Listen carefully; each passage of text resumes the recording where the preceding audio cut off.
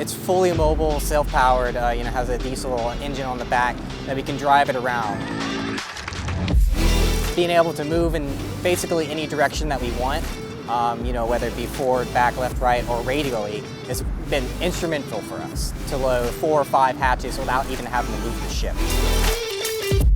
We make wood pellets at our plant in Woodville, Texas, which is about 60 miles north of here. We put them in our silos here, and we load our silos up and we ship about 30,000 tons a month. Everything we make goes over to the UK. They burn it and generate electricity there.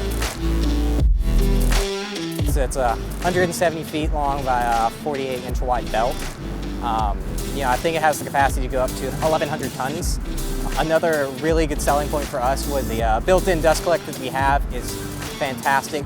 Basically, the only dust emissions we have is what's coming directly out of the hatch.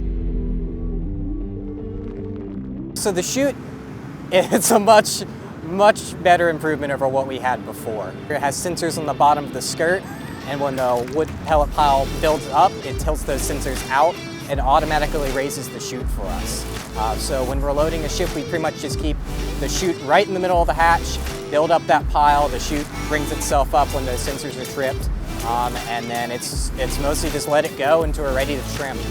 It just makes a lot more sense for us to get one unit that can move independently and not require, external a grid around it to move around, and that itself makes it cheaper and easier for us to work on and maintain.